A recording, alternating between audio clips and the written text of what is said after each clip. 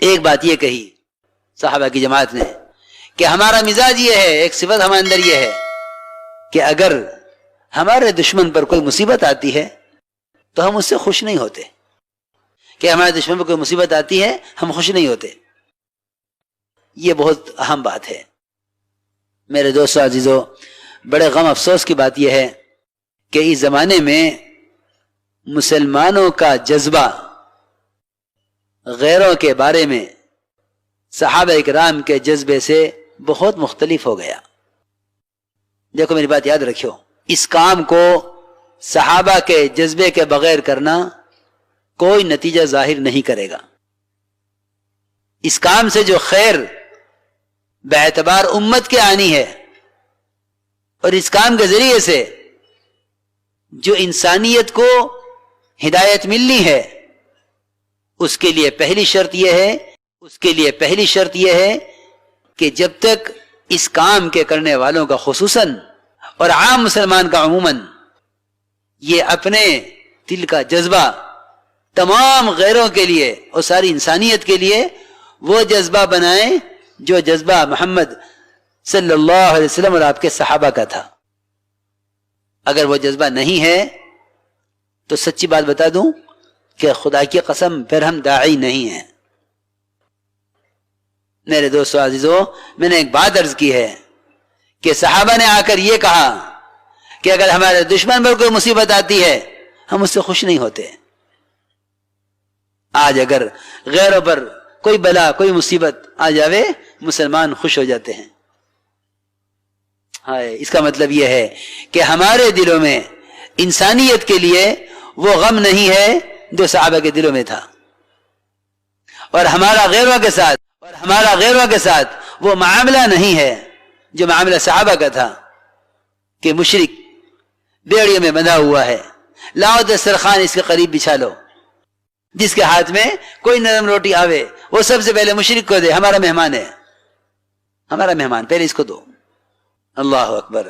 ایسا مشرک اسلام کیوں نہ لاوے کہ جو جس کی جان کے مالک بنے ہوئے ہیں خبر نہیں قتل کریں گے یا فدیہ لے کر چھوڑیں گے، وہ ایسا اکرام کرے کہ ایسا مشرک اسلام کیوں نہ قبول کرے.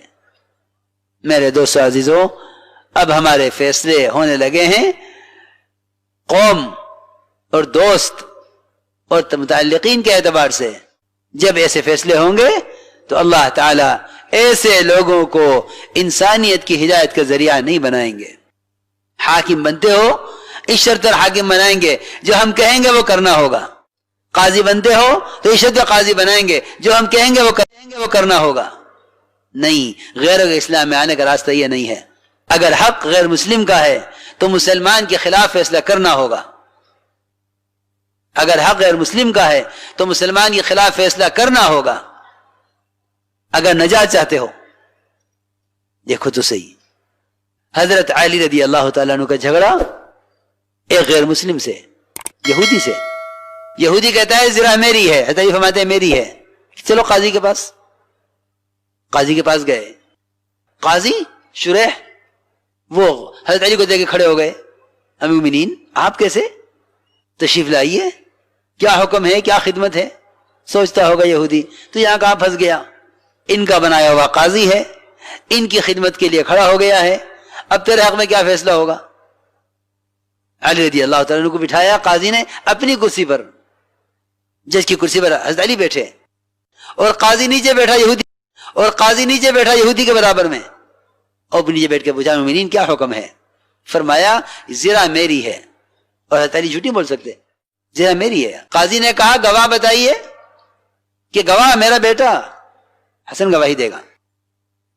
میں خبر نہیں کہ یہ جنت کے جوانوں کا سردار ہے، کہ ہاں وہ سب ٹھیک ہے، لیکن آپ کے بیٹے کی گواہی آپ کے حق میں معتبر نہیں ہے، ہم نے آپ کے بڑوں سے یہی سنا ہے. فرمایا میرا غلام گواہی دے گا قمبر. قاضی نے کہا کہ اکیلے غلام کی گواہی معتبر نہیں ہے. جی ہاں، یہودی اور قاضی ساتھ بیٹھے ہوئے ہیں نیچے زمین پر، امیر المومنین جج کی کرسی پر بیٹھے ہوئے ہیں. اتنے بڑا اعزاز دے کر بھی قاضی نے فیصلہ یہ کیا کہ امیر المومنین زرہ آپ کو نہیں مل سکتی، زرہ یہودی کی ہے. اس لیے میرے دوستو عزیزو میں یہ عرض کر رہا ہوں کہ جب تک اس کام کے کرنے والوں کا خصوصاً اور عام مسلمان کا عموماً اس کام کے کرنے میں مزاج صحابہ نہیں ہوگا کہ غیروں کے لیے کتنی وسعتیں تھیں، وہ تو پکی بات یہ ہے کہ جب تک مسلمان خود دین میں نمونہ نہیں بنے گا نہ یہ ہدایت پا سکتا ہے نہ یہ دوسرے کی ہدایت کا ذریعہ بن سکتا ہے۔